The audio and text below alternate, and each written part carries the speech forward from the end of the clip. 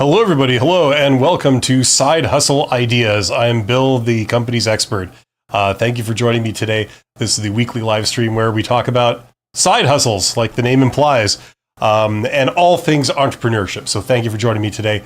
A big shout out goes out to my Patreons, my YouTube channel members, my super thanks donors, and of course to you, my participants. Thank you for being here. Yes, the title of today's episode is MBA versus real world business. Which one wins? This is episode number 86. So welcome. I'm cautiously optimistic to say that I fixed my technical problems from last week. There was some interesting things that happened on Friday when I tried to live stream, and my face was like squished into a box like this or this big, and all kinds of weird stuff. So yeah, it really did the algorithm a lot of good too. So that's a wonderful thing. But thank you for joining me. I see there's 10 people here. This is where we talk about entrepreneurship. So if you are somebody who is fascinated by entrepreneurship or you're just curious about it, that's what we're here to discuss. So this is an interactive live stream. If you're seeing my beautiful face, you should see a chat box nearby. So get in the chat box. If you are a subscriber to my channel, you should be able to get in there and ask me questions, and we can talk about whatever you want. I'm going to kick things off by talking about the title of this, which is an MBA versus real world.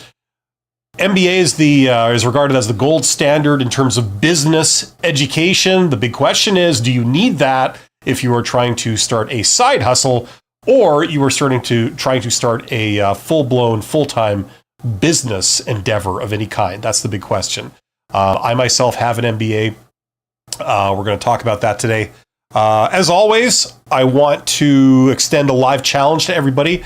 Put in the chat what you think is a good or half-decent side hustle idea. And we can always react to those, talk about those, just independent of anything that we're actually talking about on the stream. I'm going to do something new today. I'm going to do a movie quote of the day. Tell me if you know what movie this line comes from. The line is, I would ask you to retard your anger. So if you know what movie that's from, let me know. I'm interested to see if anyone actually can guess that. Okay, so let's talk about the MBA versus real world business. And by real world business, I mean business experience.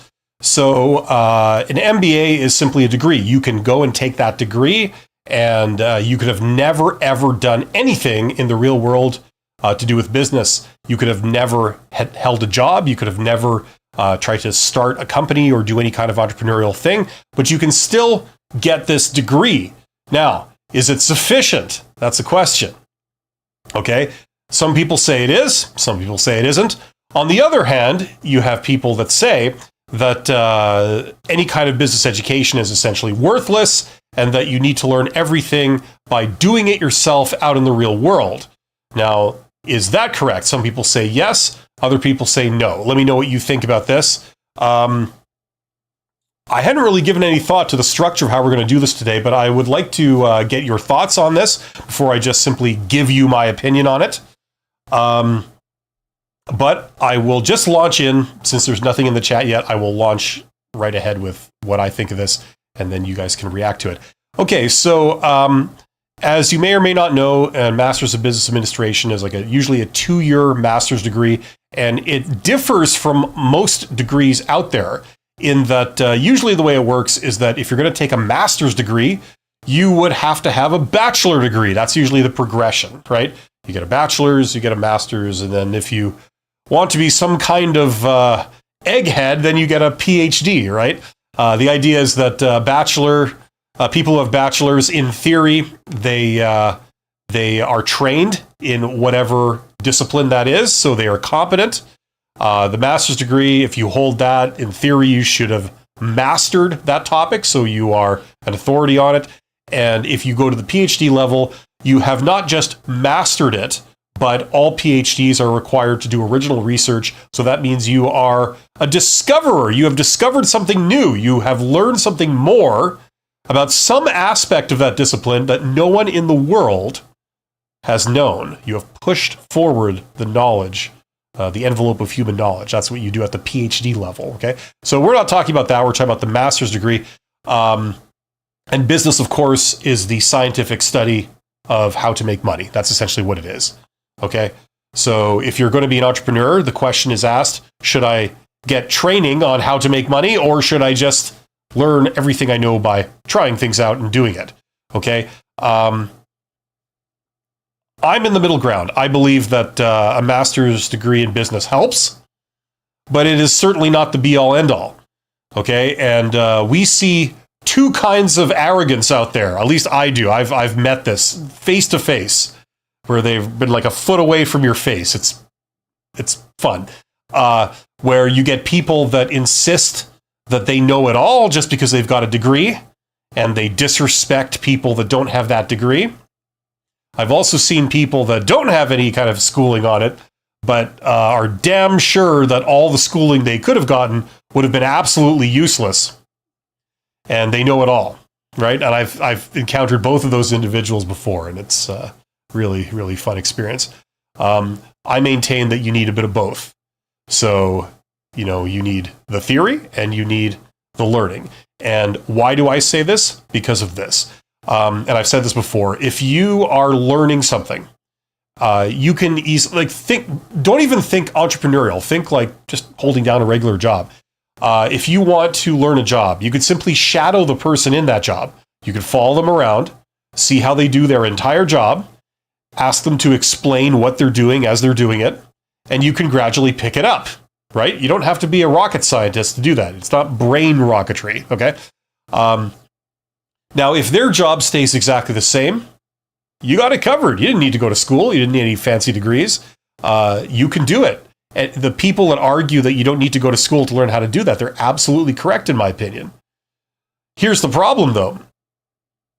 If that job changes and suddenly the things that that person used to do in the past don't work anymore, now you're screwed, because you have to find what works in this new environment. Now that things have changed, maybe there's new technology, maybe there's new competitors, maybe there's new rules. The world moves. The world doesn't stand still. Some industries move faster than others, right? Some industries move at a snail's pace. I used to work at the railroad. That was the first industry I went into right after school. And that moves at a snail's pace. The way it's worked, that was the way it worked 50 years ago. And that was the way it's expected to work 50 years from now. It doesn't change overnight. It's a very mature industry. There's other industries, of course, that move extremely quickly. And that, 5 years is like millions of years in real time. If you were out of that industry 5 years ago, you come back in, none of your skills are relevant. If you're trying to get a job in it, you might as well have not had any experience in it, because if it's 5 years old, it's completely obsolete, right? So there's fast moving industries. So all industries change. So if you're shadowing someone, you observe what's going on and you do it, and you just replicate, that's great. You could probably learn it very quickly. You don't need schooling. But if that stops working, and because things have changed, you have to change with it, the question is, how do you know what new thing to do that will work? Okay? Now, that's where the education comes in.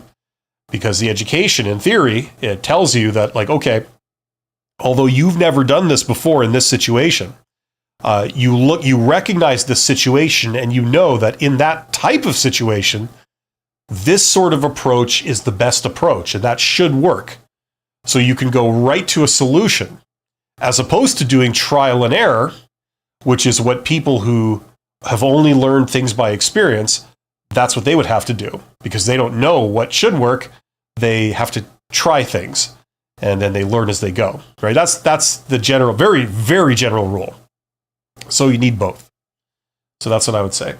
Get in the chat. There's a chat box. I'm here primarily to answer questions, so I'm hoping that people will get in the chat and let me know if they have any questions about this stuff.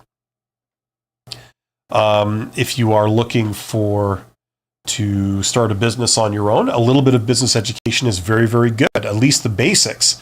If you don't have the absolute basics, you could be very confused as to what's going on and why things are done the way they're done.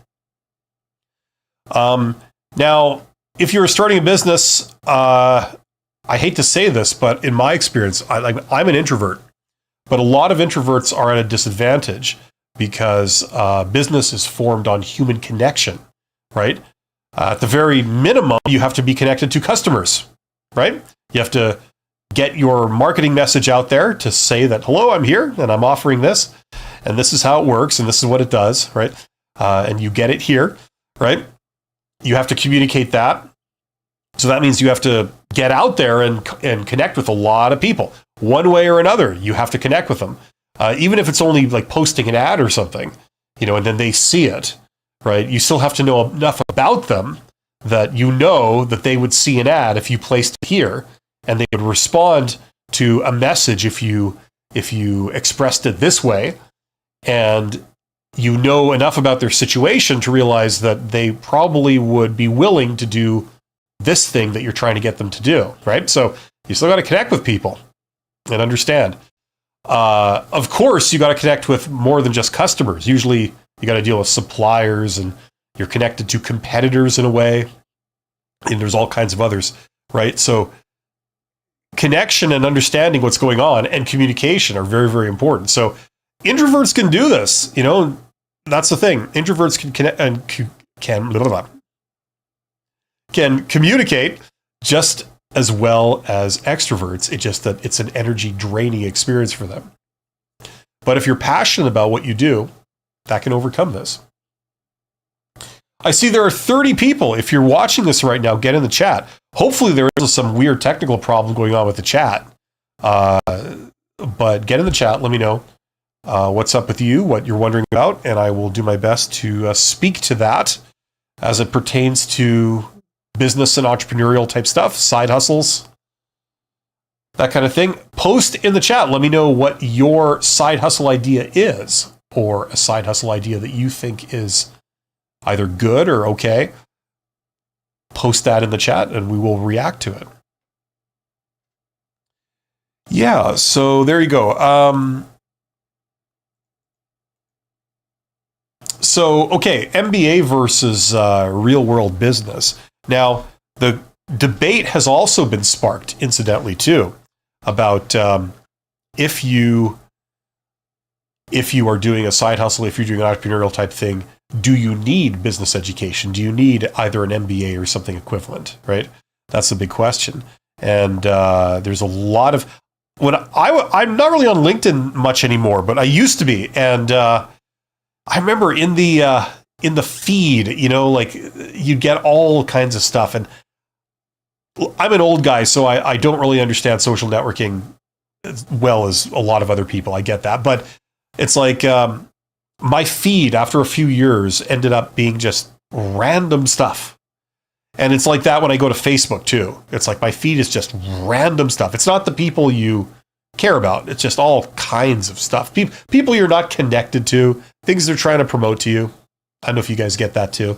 But anyway, on LinkedIn, it seemed like every second person was posting about the validity of an MBA as it pertains to, being successful in business. That was a big debate that's always raging on LinkedIn. And, my impression was that, look, obviously an MBA is useful. People who say an MBA is crap are just plain wrong because, it's the gold standard for learning business. Just like if you wanted to learn biology, you take a master's degree in biology. That means you know biology, then it entitles you to go work in places where biologists work, wherever that is, right? Museums, companies that deal with the ocean. I don't know. Right? So it was kind of a non-argument to say that it's useless because learning your trade, learning your craft is not useless if you're going to be doing that thing, right? Now, I accept the argument that it isn't the be-all, end-all, and I agree with it. It's far from the be-all, end-all, but it's certainly not useless. And companies require it for different things, as they should, for different things. I think sometimes they put a little too much emphasis on it, especially in financial services. I think that just because you have, say, an MBA and you want to go work in a bank, I'm looking at the culture from the outside in. I don't know what you guys think, but I get the impression that they put too much emphasis on it. It's almost as if like you have an MBA, therefore you could do all this stuff. And it's like, yeah, you can do some of the mechanical things, but if you don't know anything about your industry, you really still have a lot to learn, and you don't want to not give people that impression. You know what I mean? Des Aralo de Software says, does your MBA have a certification? Now, are you talking about my MBA, like the thing that you see on the screen there, that business? You get a thing at the end that you get a paper trail that says that you took it, but it's not accredited. That's the catch, right? Now, the reason it's not accredited, I'm just adjusting my brightness here. The reason it's not accredited is because there are no tests or evaluations, so it'll never be accredited.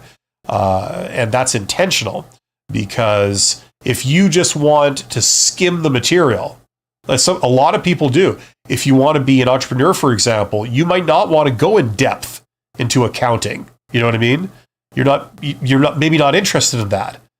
You know the basics of accounting. You know the theories, you know the ideas.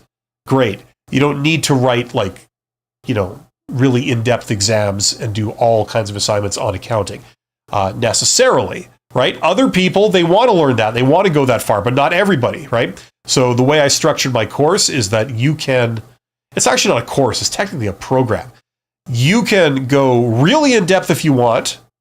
You could do all kinds of practice problems and things like this and get the solutions for them, or you could just skim the material and, you could spend like 2 days with each topic, marketing, economics, operations, finance, HR, like all the topics.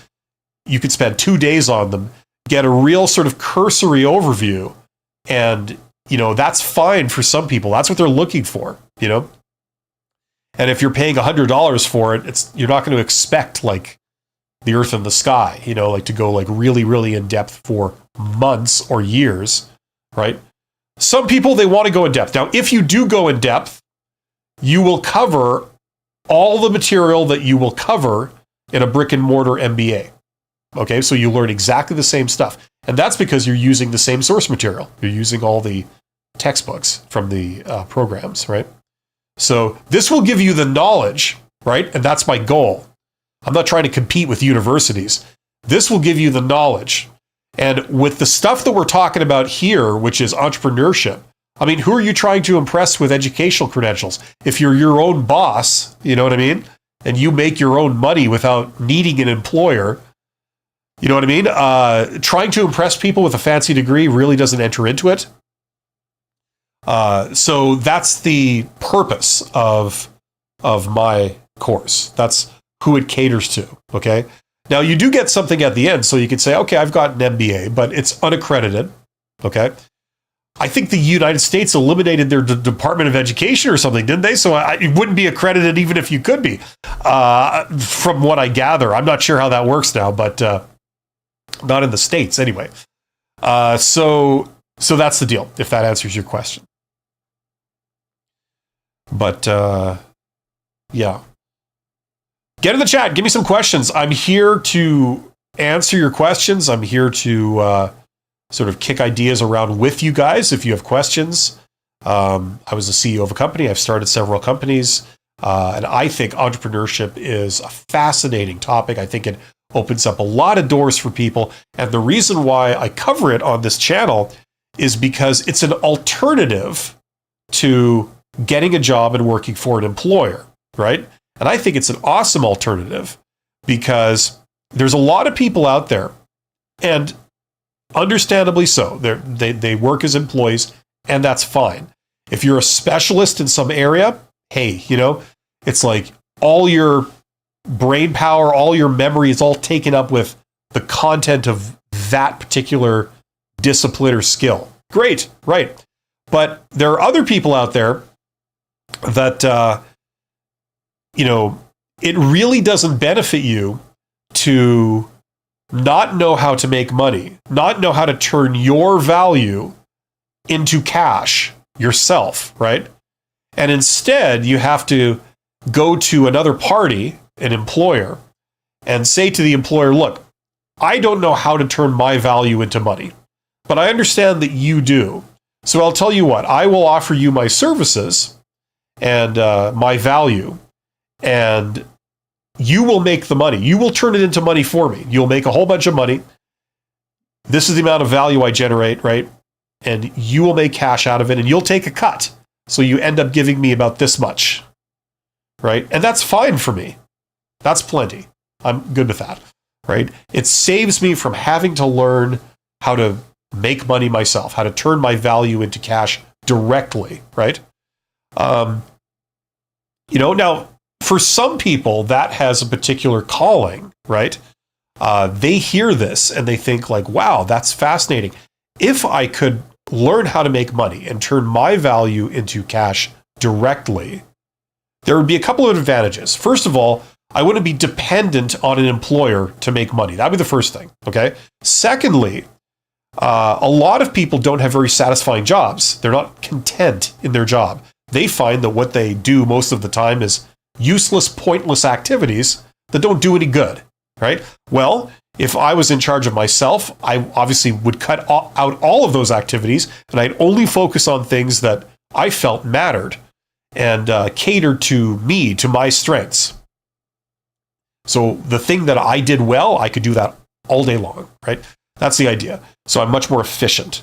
So, for them, the idea of entrepreneurship might make sense.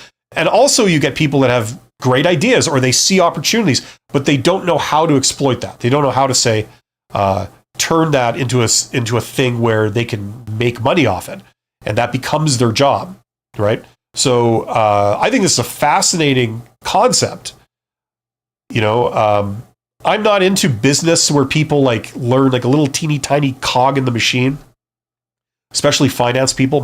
When I took my MBA, my concentration was finance. I've got an MBA specializing in finance, but I've never worked in a bank. I don't have a lot of respect for people that work at banks because I find that what they do, they abstract a lot of the value creation. Other businesses actually create the value. You get money. And then the accountants and the financiers, they're the ones that sort of move the money around. But it doesn't mean that they understand how to create it directly. MMA4L says, building a sales pipeline for your business. Yes. Like that, for example, is a real world skill, right? Now, there's kind of three pillars. As far as I'm concerned, there's three pillars of business. Okay, sales and marketing is one of the pillars. Like you absolutely have to have that. Okay, but it's not the be all end all because you'd have nothing to sell, right? You need something compelling to sell, preferably something that no one else can sell but you, and even better, no one else can sell something similar to it than you in a perfect world, right? And no one can sell a better version of it than you. And that's why you need the second pillar, which is operations, right? So whether you're providing a service or you're creating a product or some combination thereof, you need that operations department, the people that create the thing that you're selling. And they have to be damn good at it, right? A lot of employers, they regard it as, at least in the way they hire in their hiring practice, they regard it as, we just pay money and then we'll find people to create it for us, right? It's like, if we need that, we pay for it. Easy, right? As opposed to how they regard sales, where they go, oh, no. In sales, the individual is important because the individual salesperson, if they're good, they can really add a lot of value. They see it as there's more uncertainty in sales, but they regard operations as a service. You pay money, you get a thing, right? And I think that that's quite false, and it's a very dangerous illusion. The third pillar, if anyone is interested, is finance. Okay, so you have like the money, right? And that's like finance and accounting too, a little bit. But just the basics of accounting, Like if you run out of cash trying to do this, you're sunk, So understanding like the basics of like, how money works, that's important, right? If you're trying to make money, right, you need that component. And if you try and do the first two pillars without any idea of like how to do it on the cheap, how to get the same result but not pay, a fortune for it, then you would have a viable business. If you do the first two things well, but you're wasting money and it's very inefficient, then it's hard to make it profitable, right? So that's kind of the third pillar. So everyone, in my opinion, needs an in-depth knowledge of those three things. You need an appreciation for it. And if you do have that, then you can be a real entrepreneur. Then you can see, a real opportunity out there, and you understand how you could turn that into you making money. You fill that need or that want, right? Amin says, I love the idea. Well, good. It's good that I'm connecting with people on some level with this, because this is a great opportunity. I like to encourage people to look into entrepreneurship, especially in this day and age. Two things have happened recently, like in the last, say, 5 years. There's been a lot of volatility. First we had COVID, and then we have all kinds of economic things happening. So there's a lot of kind of uncertainty and volatility in the job market, for example. Not for everybody, but for some people, right? Certainly when COVID came in, there was a lot of disruption. And that really illustrated the need for a lot of people for something that, maybe having a second revenue stream, like a side hustle, or something that you can't get fired from, or something that, or laid off, or something that you can do that's flexible. You could do it from home. You could do it, from a place of business, right? You know what I mean? Like it really showed that. And the economic sort of ripples and things we've had since then, that also is kind of serving to hit home that, these things are still valuable. If you can have multiple revenue streams, or you can have, like failover and security because you've got your income coming from multiple sources, or it's flexible. You could do it from home. You could do it online. You could do it in person. That need has been demonstrated. The second thing in the last 5 years has been like the technology. I'm talking to you over YouTube. YouTube alone, that's not new in the last 5 years, but it really shows how it really doesn't take much to become an entrepreneur technically. Etsy and all these kind of online stores have opened up. You can use the internet for getting your marketing message out there. You could use the internet for doing the operation side of things and doing all the sales and transactions and the accounting stuff with like crowdfunding and all kinds of creative finance stuff you get online. So there's a lot of like resources there. So it's really possible, now more than ever, to do this kind of thing. That's the reality of it. Get in the chat. Let me know what you guys are wondering about, what you're wanting to learn. I started off this episode talking about the MBA and Master's of Business Administration degree versus real world business, like learning things through experience in your industry. So we kind of sort of had that debate a little bit. But I'm here to talk about anything you guys want to talk about. So get in the chat. Guido is here. Thanks to Guido for participating. Guido says, how would you navigate telling your employer about a potential side hustle, like a contractual obligation, especially if you just want to try things and cannot tell them one specific thing? Okay, well, here's my immediate thoughts, Guido. Usually, the general rule is that that's not a good idea. Okay?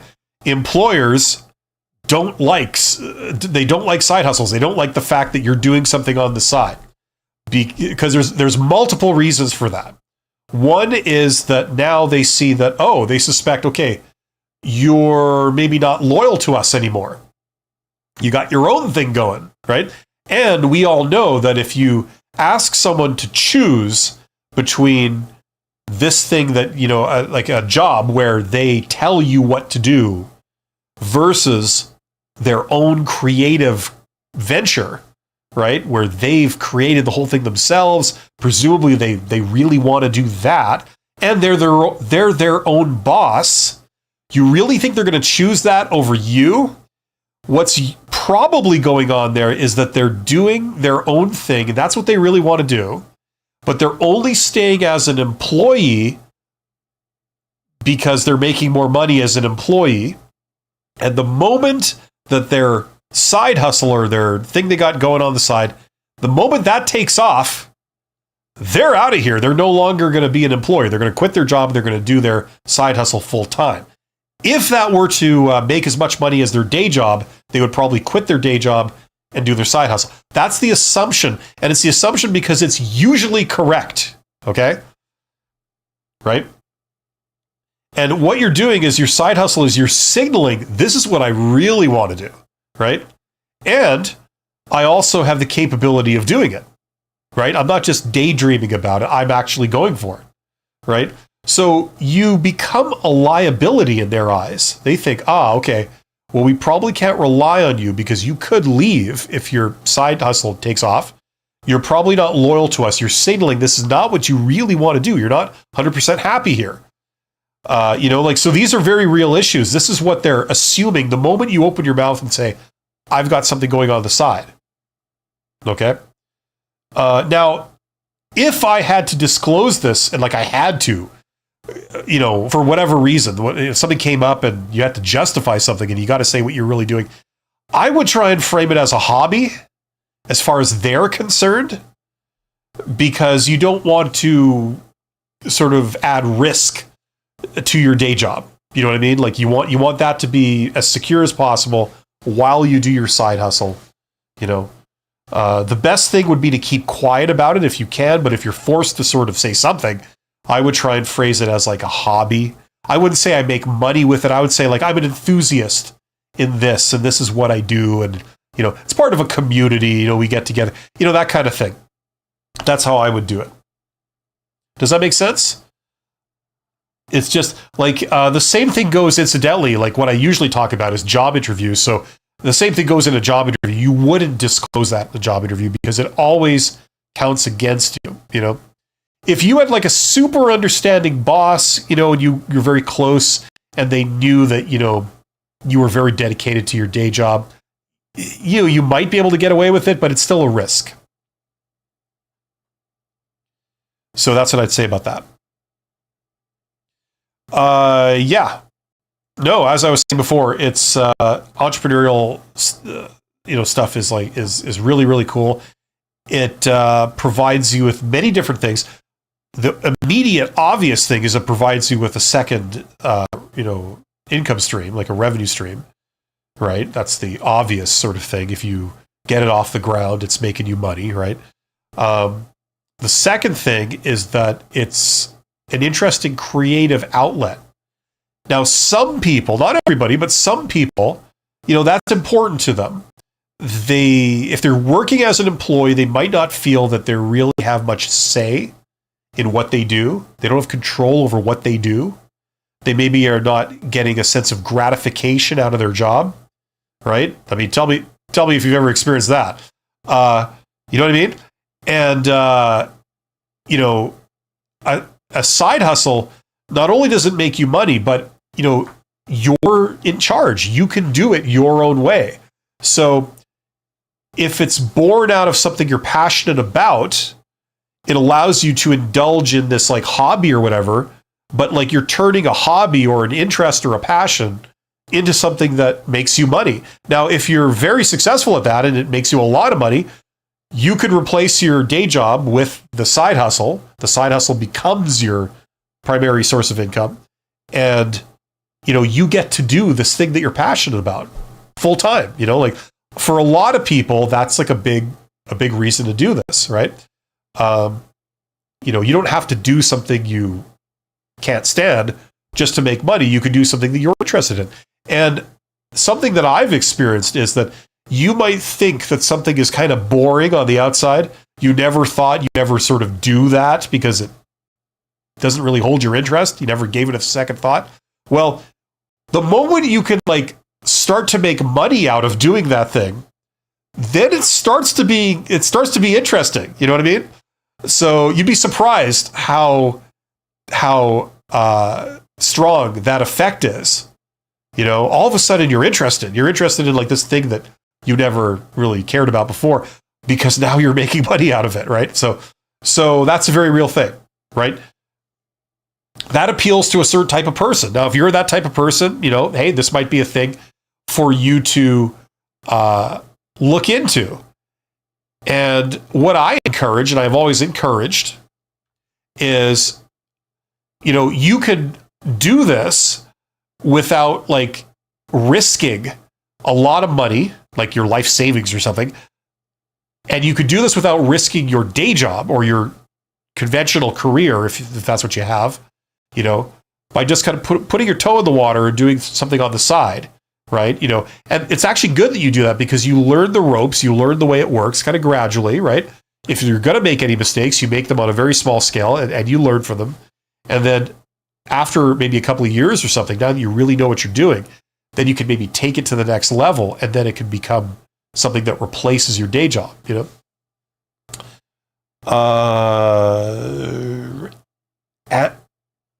Amine, I think like anime, but I guess it's Amine, says, would your employer become your customer? Not a costumer. That's somebody who makes costumes, as I understand, like for dressing up for Halloween and scaring people, and, you know, for Guy Fawkes night in the UK, right?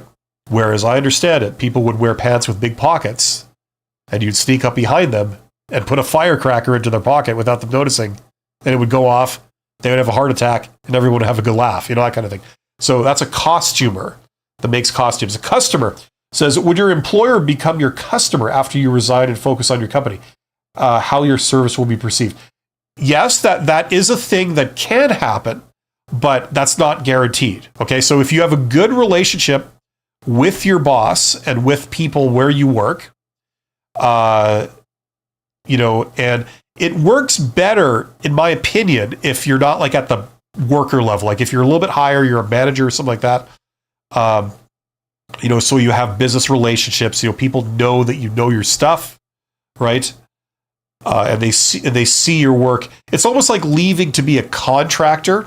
So you essentially provide the same services, except that you're not an employee now. They're paying you like you're a separate entity. You don't report to them.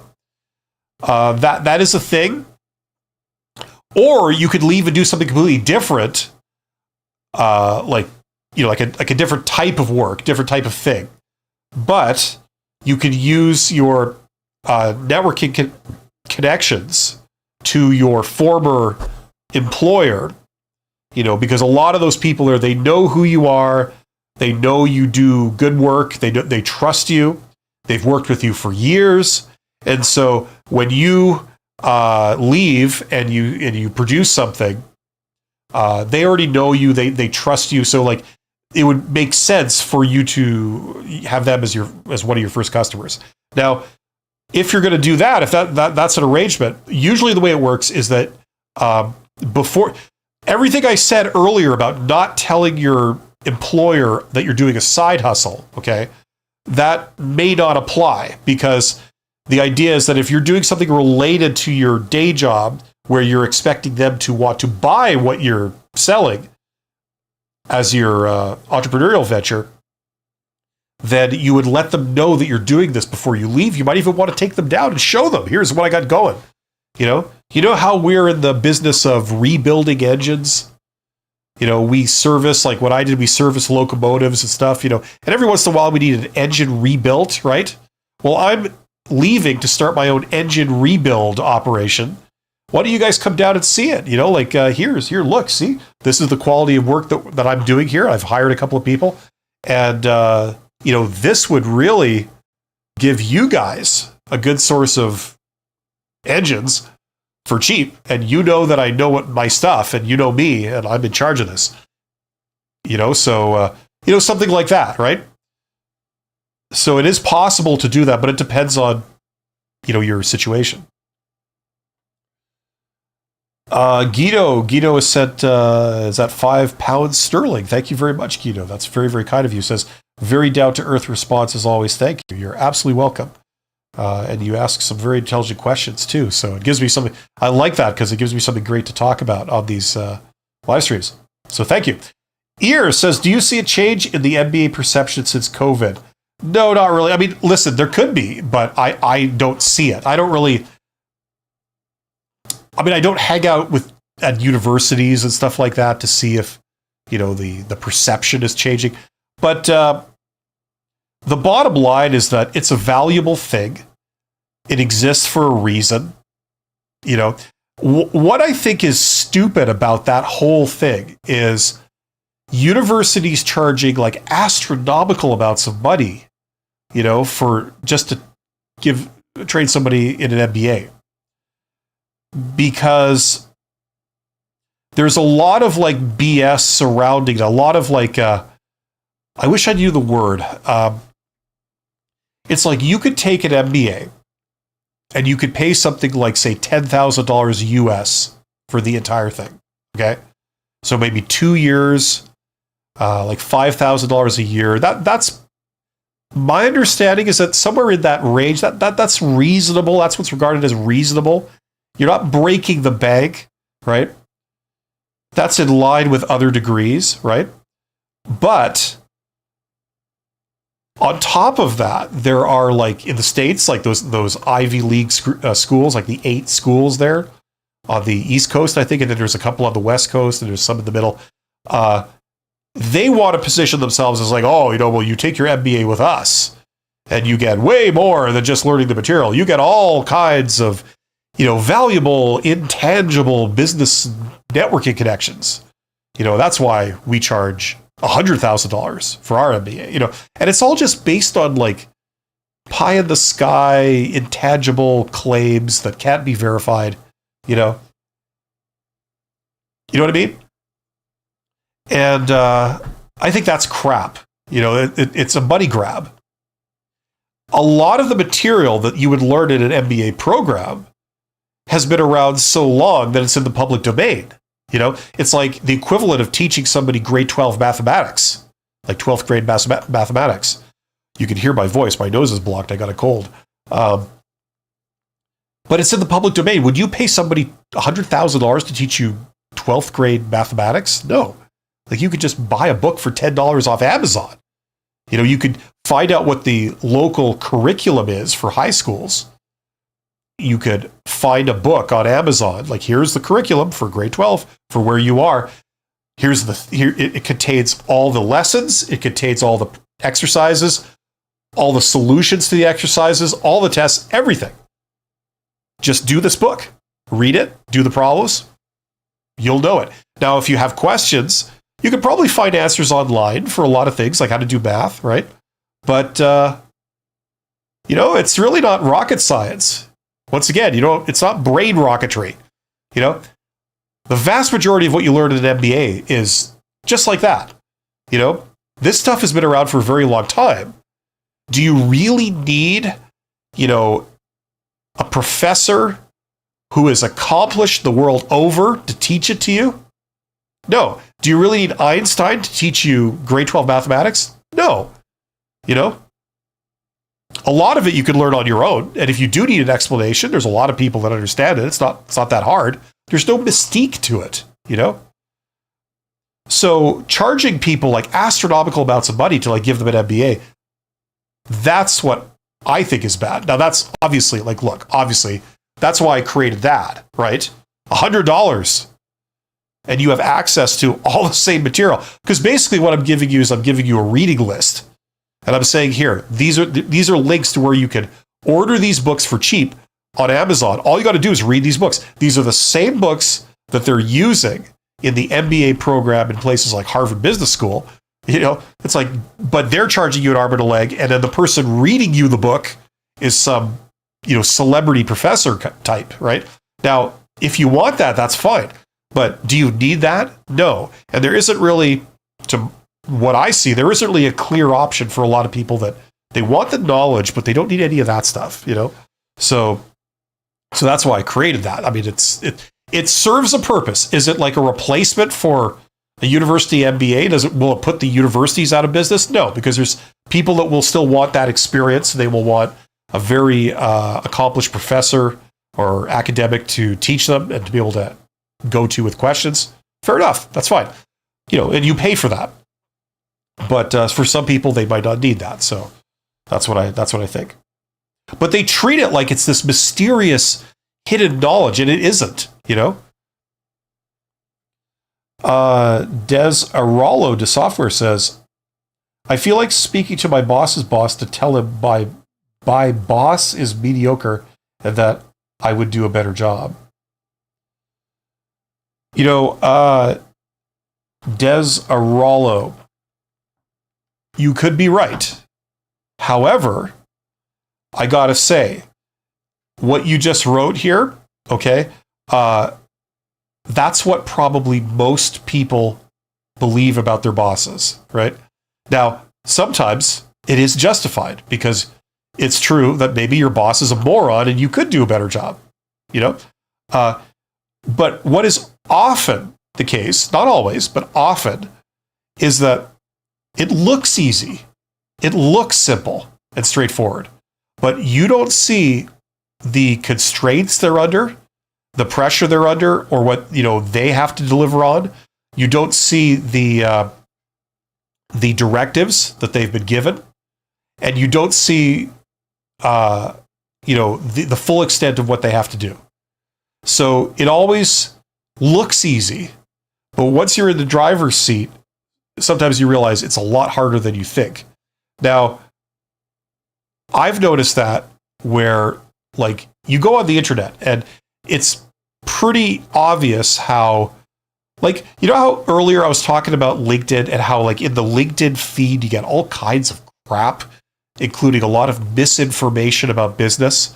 People will think up some new idea, call it a business principle, then start repeating it as if it's like a fact, and it isn't. It's just somebody's misguided opinion about something. And one of the common things on there is like, oh, you know, leaders versus managers. You ever seen that? Right? Leaders, you know, a manager will like order you, you know, do it because I say so. And a leader will, you know, say, hey, buddy, you know, it's like, would you mind terribly, you know, doing this for me as a favor, you know, because we're all on the same team, you know, and I want you to be happy, right?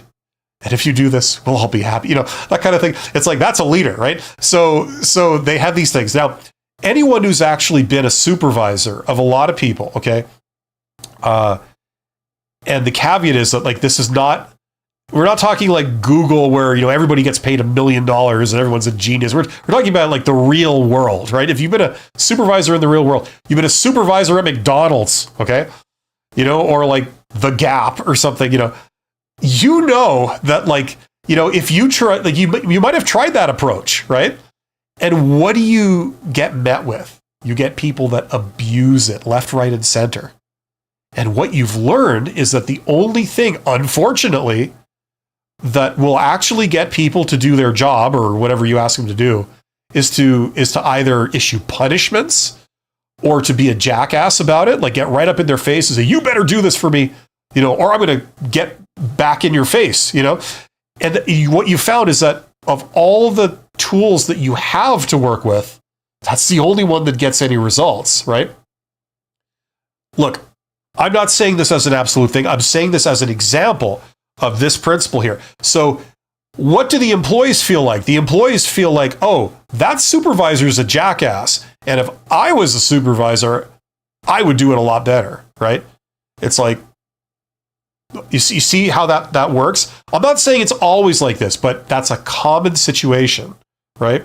It looks easy until you have to do it. And then when you realize what constraints you're under, maybe you inherit, like I did, you inherit like a workforce that the morale is terrible. You know, these people, they've been lied to and they've been exploited by their management for many, many years until, like, you know, you come on the scene, you're put in charge of them. And then it's like, you know, you say, hey, you know, listen, let's work together. I need you guys to do this, and in return, I'll give you this. How does that sound? And they're like, no, you're not going to give us that. It's because they're so what's the word? They've been programmed. They've been brainwashed because their past experiences were being abused and lied to and all this kind of stuff. So, anyway, there's a rambling trip to nowhere, but I would just urge caution. If you are actually better than your boss, prove it. Ask for some responsibility. Don't say I'm better than the boss. Say, I would like to do more. I would like to help out. If the boss if the supervisor can offload some of their duties to me, maybe I'd be able to do that. Now, if you can prove that you are indeed better than the boss, that'll be evident. Okay. Right? Because everyone can talk big. Everyone thinks they're best. But saying you think you're better usually doesn't hold any water whatsoever. The real question is, well, have you been a supervisor? Have I seen you as a supervisor? No. So I don't know. So, that's neither here nor there. But put your money where your mouth is. Apply for a supervisor job maybe and see if you can knock it out of the park. Maybe you are. Maybe you'll be able to kick ass. And in which case, you should go ahead and do just that. Ear. So is the MBA value in the network? No, absolutely not. It's like saying, okay, if you go and take a degree in mathematics, you get a master's of math from a university. That means you are a math whiz. That would be especially useful to help with writing code for developers or consulting with engineers or whatever, right? Very useful thing. Now, maybe you went to the most prestigious math school in the world, where lots of famous celebrity professors and things are at that university. Now, would you take a math degree at your local university for, say, $20,000, or would you pay $150,000 to take the same math degree from that fancy university where there are other professors at the university that have won the Nobel Prize or something? And you're going to say, because they're selling you on that, they're saying you should pay $150,000 to take your math degree here because the value is in the network, among other things. Now, that may be true for some people. If you're a raging extrovert, you go out and hang out with all the celebrity professors and they enjoy your company or something, and or you can get close to them and stay there in their little sort of entourage. Maybe there is some value there. I don't know. Maybe they introduce you to people in the global math, elite or something. I don't know. But I would say no. That's certainly not a typical experience. That's what I can tell you. Even if you go to some fancier universities that claim that, if you could go there, you could be in the same class with people who are the sons and daughters of the people that own all the businesses in your hometown. Right? Now, if you don't do any networking, what are you going to get out of that? Nothing. Just the knowledge on the piece of paper. You know what I mean? If you are going to take full advantage of it, you befriend all these people, you hang out with them, right? Then maybe you could get something out of it. But an MBA is an MBA. It's like you learn business. That's where the value is. If there's extra optional other value there that they charge you for, maybe that's real, maybe it's not. But lately, there's been a lot of cases of every school is like it's trying to give students the impression that, oh yeah, you come and take your degree here, and you'll get all kinds of valuable connections out of it. I'd be interested to see if that's true, because I highly suspect that's BS, and most students don't get that. It's a cash grab. So to answer your question, Ear, I would say for most people, it doesn't work out like that. Maybe for some it does. Martini says, I've been in operations management for many years. Thinking about the course to round up my knowledge, is the course still helpful for someone with experience or geared to newcomers to the concepts? Well, an MBA in general, I don't know where this came from, but what I'd heard many years ago was, and I agree with, is that it's most valuable when you've been out in the real world for about 10 years or so, and then you come back to school to take it.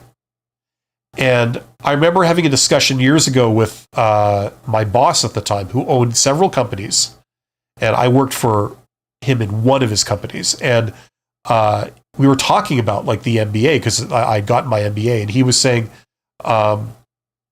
because he had done something similar, like in his earlier career, he'd gone out and done work or whatever, then he'd come back and gotten an MBA. So we were discussing that, and he was saying like, we were talking about how like some things that you learn in it are like, they feel like gold because you understand the importance, because this little thing that they said in one lesson that didn't seem like a big deal. It's like you're here, you're in class or whatever, and you're hearing it and you're thinking like, that's the reason why this big thing that I tried to do didn't work, or like I spent 2 years trying to figure out how to do this and I tried all these different ways. Meanwhile, that was the answer all along. That's what was the key to it. So the point was, if you had just been a student who had gone from high school to taking a bachelor degree to taking a master's, like an MBA, you wouldn't understand the significance of what you were hearing, because it's just yet more concepts, But having been out in the real world and coming back, and it's like, now I see how you could apply all this stuff. Now I see how it's important. So I think the fact that you've been out and you've been in operations management for several years, I think that's good. If you don't know the theory behind it, you will benefit from like now learning the theory behind it. You know what I mean? As a general thing, okay? I don't know what your personal experiences are, your personal level of knowledge, but just as a concept, And just so everybody knows, I mean, like, listen. I know this might sound weird, but the reason why it's like $100 is because it's like, $100 is nothing when you're talking about like paying for a degree, One of there's like 4 types of people that are kind of interested in that course. One type of person is like a student who's going to take an MBA at a university, and they want to get a preview. Maybe they're not entirely 100% sure if this is really their calling. So they want a sort of preview of what it is, or they know they're doing it. They've already committed to doing it, but they just want to get ahead. So when they start, they're not starting at zero. They're a little bit ahead of everybody else. So they take this, and it's like a preview of it, because you can see exactly what you're doing in the entire program, right? You can read the textbook before you start the course, kind of thing. So, it's like it's meant to be really cheap so that people can do this kind of stuff with it. But yes, I believe it will definitely help you. I mean, obviously, I'm biased. I'm trying to sell it, right? But that's my honest opinion. So take that for however you want. It's hard for me to say, like, I believe this is the right thing for you to do, but yet I recognize that, I have a conflict of interest. I'm trying selling a course, but that's how I'm trying to reconcile that. Guido says, and by the way, I'm not here to push courses necessarily. I'm here to help you guys. Like, these are tools to help you if you're looking for that kind of help. Okay, that's all it is. That's why I created that. It was very similar to this. Okay, the reason I got on YouTube was because I was teaching students in university, and I found that they were very interested in like how to answer job interview questions and things like that. So instead of me explaining it for the millionth time, I figured I'll make videos and just send everyone to my videos, and that'll be that. And then it turned into like a thing that I maintained doing. That course, the idea was, I took an MBA years ago, and I saw how some schools were promoting their MBA programs, and a lot of the claims they were making, and then a lot of the, like, how much money they were charging. And like, it quite frankly just pissed me off, and thinking that's ridiculous, because there's a lot of people that you're convincing them they need to pay like $100,000 to take this.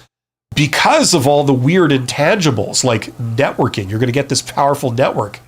And it's like, that's not necessarily true. And it's borderline unethical, in my opinion. So that's why I felt like, look, this is not rocket science. I'm going to put together a program. This is, you read all these books, you do all this stuff. This will give you the same knowledge. Now, it's not accredited, but there are some people out there that just want the knowledge. They just want to learn how this stuff works. And entrepreneurs are a major, part of that. You don't care about impressing anyone with a fancy degree. You just want the knowledge so you can do your business successfully and make a lot of money, Well, the knowledge is out there, but you would never know talking to schools because they want you to believe it's not out there. They want to try and sell you some like 6-figure thing, You have to pay us this money to get that knowledge. And it's like, that's not true. So anyway, but that was the reasoning behind doing that. And I know there's other people that do similar things, but there you go. Guido says, especially engineers have problems understanding how political management positions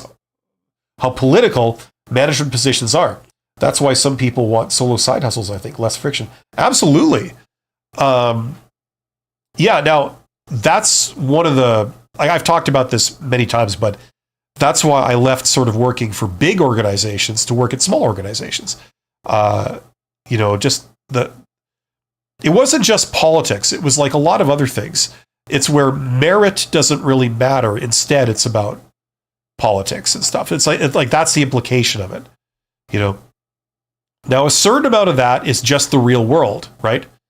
If you want to be picked, it helps if you're the best. But you know what? It also helps if you're the most visible, or you're the most trusted. They're the most familiar with you already.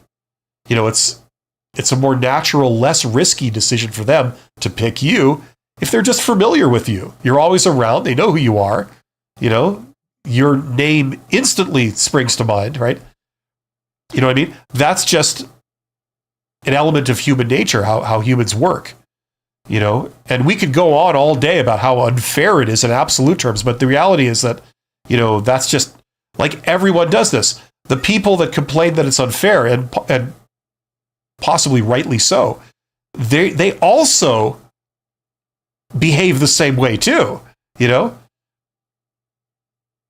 example I use for that is if you go on vacation and you need someone to take care of your house or something while you're gone, maybe you got pets, maybe you got something going in your house, you need someone to come regularly and like just keep an eye on your house, make sure everything's fine, right? Are you going to hire a total stranger? No, you're going to hire a friend or family member, Maybe the lawn needs cutting, maybe, this and that needs to be done, right? Are you going to give a stranger the keys to your house while you're gone on vacation for several weeks? No, you're not. It's not a question of how qualified they are. It's a question of how much you trust them, right? So people tend to trust the people that they know very well, right? They know what they're getting with that person. They're not an unknown. They're not like a black box. You don't really know who this person is. Oh, sure, they talk a good game, but is that valid? Like, can they walk to talk? Right? So, you know what I mean? So yeah, there's a lot of like issues with like in management. There is a lot of stuff like that, but it depends where you're working. In big organizations, there tends to be more of that in my experience. In smaller organizations, there's less of it for a variety of reasons.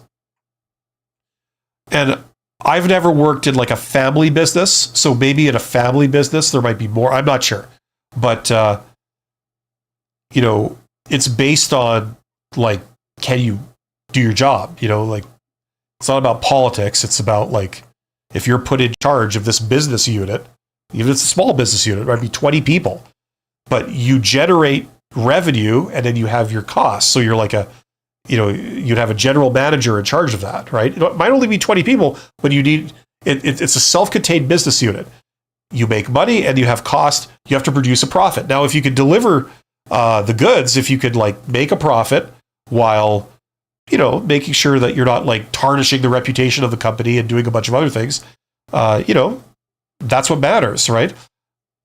the politics don't have as much effect when you're at that level, right? And in a small business, that level is a lot closer to the ground,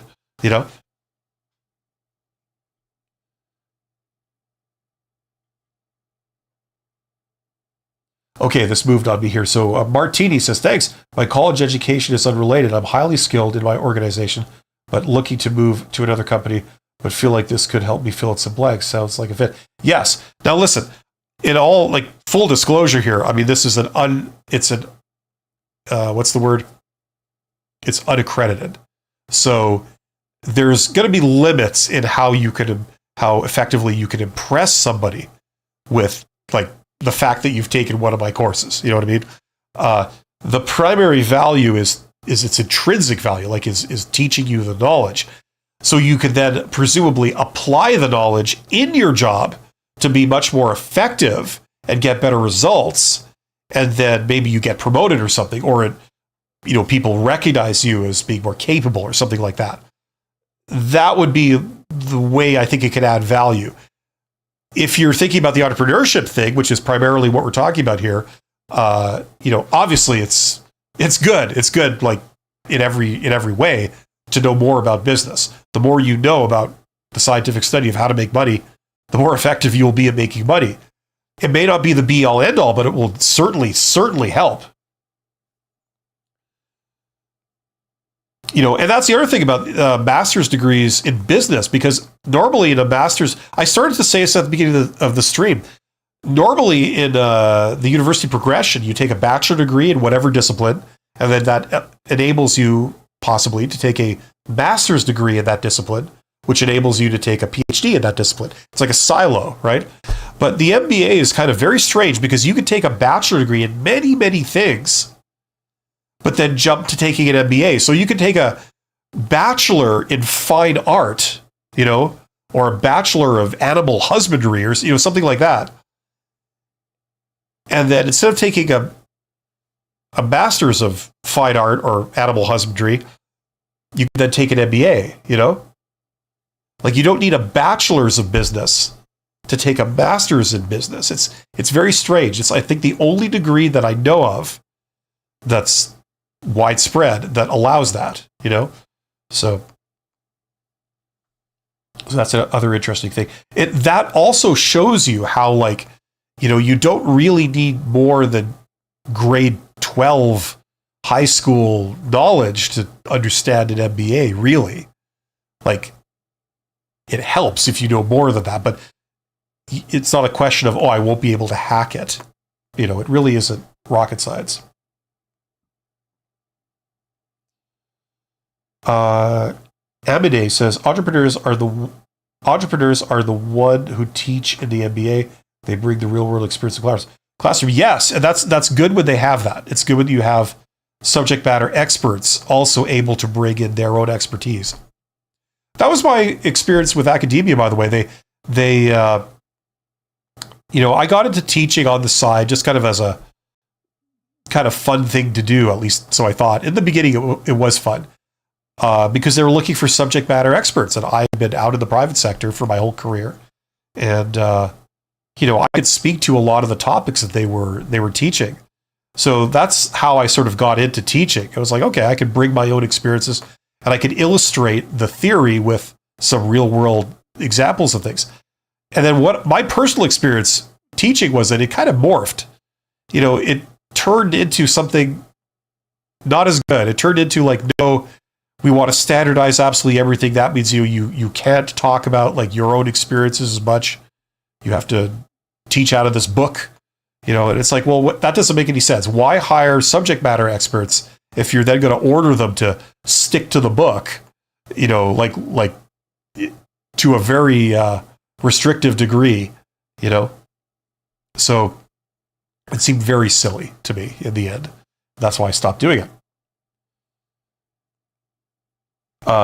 Jerry says, if someone gives you a salary base lower than what you have currently, and you let them know about it, and their response is, let me give you a figure I would expect for the post, what should I do?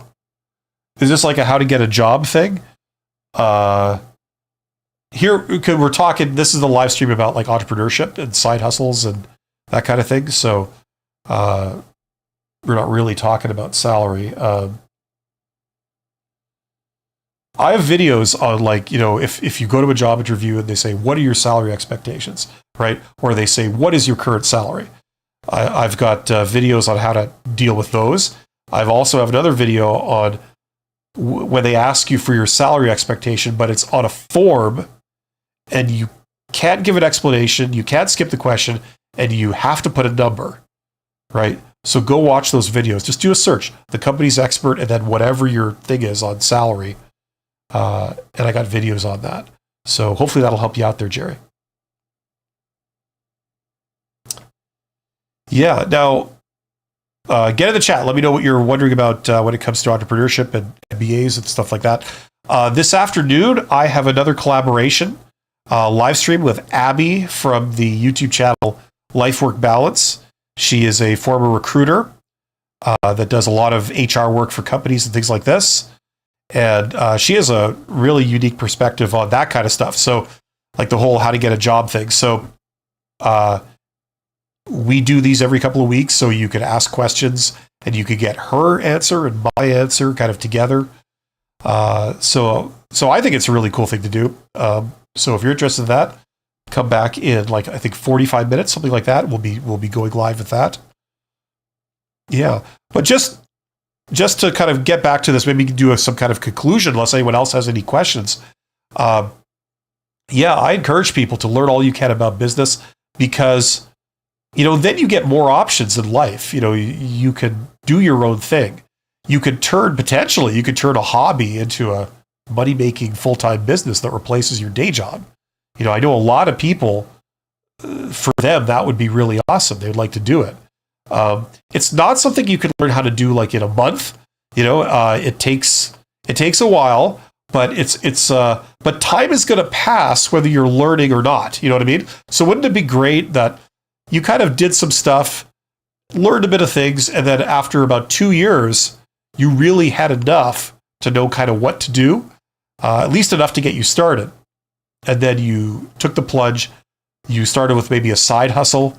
So you don't quit your day job, but you do something kind of on the side. Maybe, the goal is for it obviously to make you money. So there's an immediate payoff for doing it, a justification. But you do it in such a way that you could scale it up and it could become something that replaces your day job. So you could do it full time and then it could keep going, right? You could hire people and turn it into something bigger, right? If you understand some of the basics of business and, you have a good solid plan and you're interested in doing that kind of thing, wouldn't it be great to be in a position where that was an option for you? So for some people that will appeal to you. For other people, it's not really your bag. It's kind of more trouble than it's worth. It doesn't really fit your personality or whatever. But if you're one of the people that, your ears kind of pick up when you hear this kind of ideas thrown around, I'd encourage you, like, don't just kind of go, and then just get back to your regular life.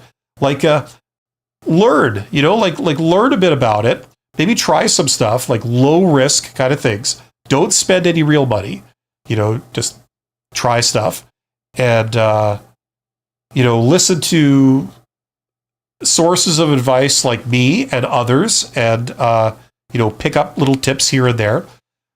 If you're the type of person that, is wanting to do it a little bit more formally and a little bit more thoroughly, check out that course. Okay. There's a link in the description box. And, this could be an option for you. I know for some people it will help. It helps to have that kind of stuff in place if, hey, just for security, you might get laid off or something happens with the economy or whatever. It gives you extra options. It's more of a failover kind of thing. So you can win on multiple levels. You can win in terms of like making more money. You can win in terms of having more reliability or more security in your income. And you can win in terms of like a creatively satisfying thing that you do for the rest of your life, as your job. So I encourage it. V. Karis says, how can I get to meet hiring managers in my preferred field? Okay, we're talking about jobs again. Come back in like 45 minutes. I'm doing a live stream on like how to get hired. Okay. That's not what this live stream is about. V. Karas. But I'm glad you're here. Haves tried to game says, my absolutely anecdotal perspective is that MBA degree holders are disproportionately valued in the corporate world, more so than someone with actual experience. So in that sense, they win. Well, there's two sides to that coin. I've seen the opposite.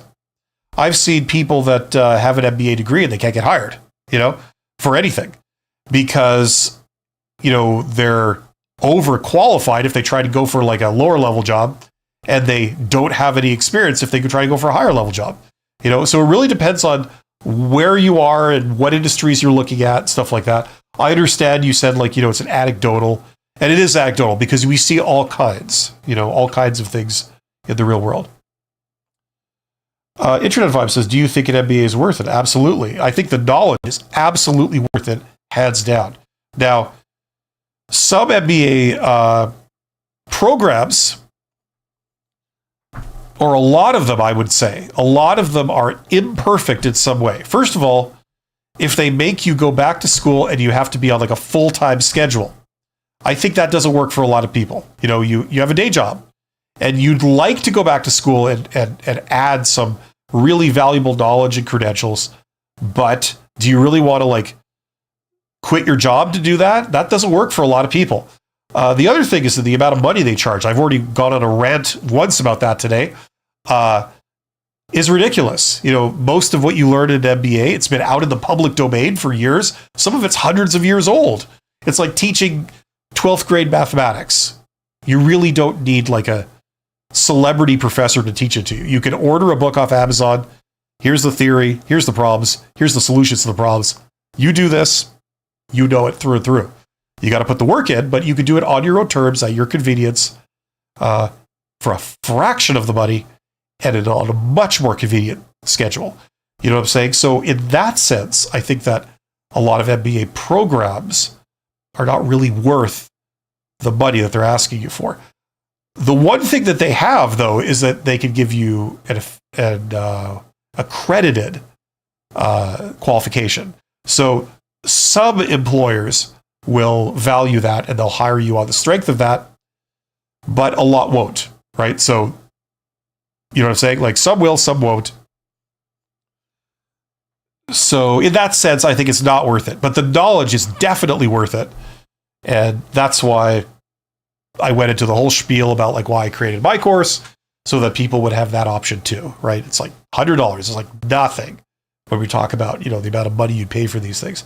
It's not accredited, but it's not accredited because there's no evaluations. You don't have to submit assignments. You don't have to do exams or tests. It's for you to learn the material so that you learn things. Some people will skim it. Some people will go really in depth. But whatever your personal goals are, like for example, if you're wanting to do a side hustle, do you need to go through the full 2-year MBA degree? No. Accounting to the level they expect? No.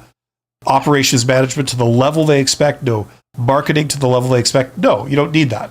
Because most of it won't apply to what you're trying to do. You know what I mean? So some people just want to skim it. If you're forced to take a whole MBA program just to get that knowledge that's useful to you, I mean, is it worth it? It's worth it, but it's very wasteful. It's very inefficient. So there's my answer. How's that for a non-answer? Internet Vibes. A good question. Guido says, do you think building customized ChatGPT-like interface for small business could be a viable side hustle? I don't know much about that. All I know is that AI is kind of like the latest useful tool that's been very disruptive. A lot of people are into it. A lot of people are, dreaming up new applications for it.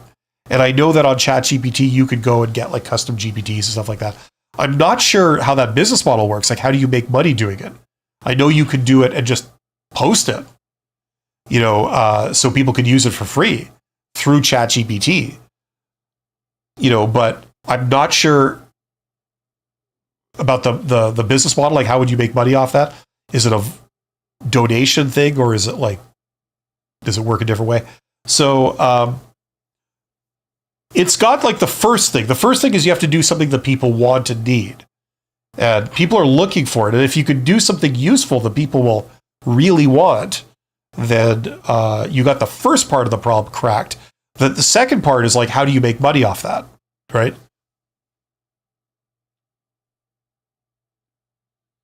Frederick says, you charge money for each message you send receive. Okay, I wasn't aware of that. So fair enough. Now, if you could do it in a way that you do something.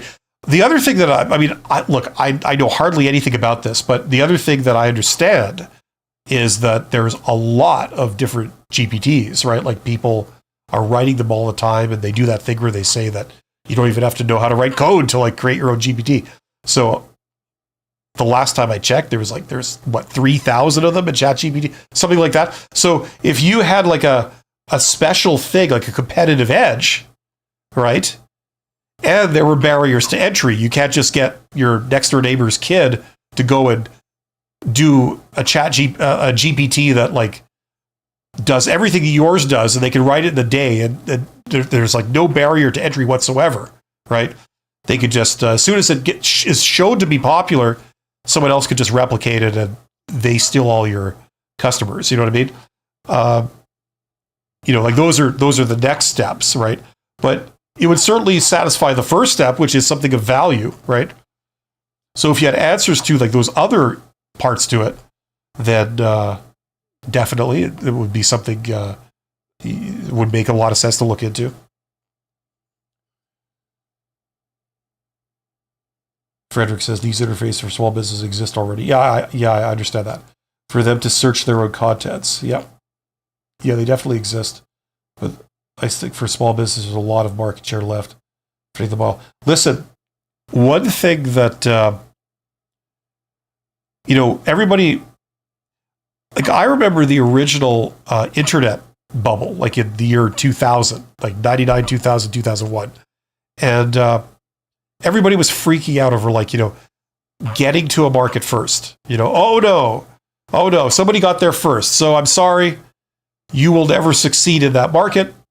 You will never succeed in that industry because other people are already there. I'm sorry. Better luck next time. And the reality is like everybody already knew, people who went to business school knew this. That's crap. It doesn't matter how saturated the market is. If you can make something better than everyone else, you clean up. And Google demonstrated that themselves, around that time. Because, internet search was already occupied by like 50 web browsers, or whatever you call it. Not browsers, search engines. I remember we had Yahoo, we had Lycos, we had Excite, we had the World Wide Web Worm. We had like all kinds of different things there. Ask Jeeves, or, like all these different things. And they all sucked. And supposedly they told Google like, oh, you'll never, get into that because sorry, it's already been carved up by all your competitors. Well, turns out the competitors sucked and Google was clearly superior. And they wiped them all out in a very short amount of time. Anyway, as you can tell, I'm losing my voice, so I have to, unfortunately, wind this up soon. But I want to thank everybody. We got a lot of intelligent questions and some great participation. Thank you to Guido, Frederick M20, Internet Vibes, and everyone who participated. There's too many names for me to list off. Thank you especially to Guido for the super chat. Guido, you rock. I will just see if I can quickly see the last thing here. Fitting the model for specific niches. The example law. Yes. Yeah. But you know what? You don't have to look for something that hasn't been done necessarily. Okay? Like that's one approach. There's nobody in this space. Okay, I'll do something for that space, right? But the other approach that tends to be much more successful is to just pick a space. It doesn't matter who's already there, right? And just do something of better quality in some way. And that's what results in financial success. Right? That's one of the business principles you learned in MBA.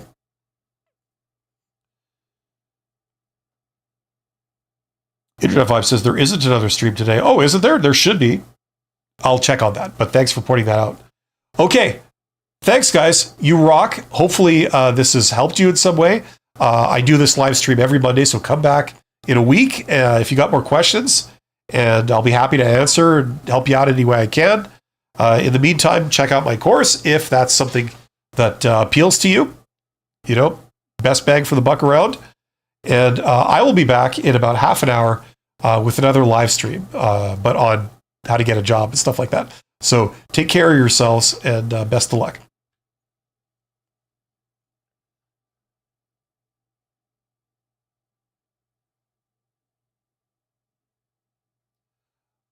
Oh, and special thanks to Frederick for that very last comment. That's awesome. Thanks, Frederick. You rock.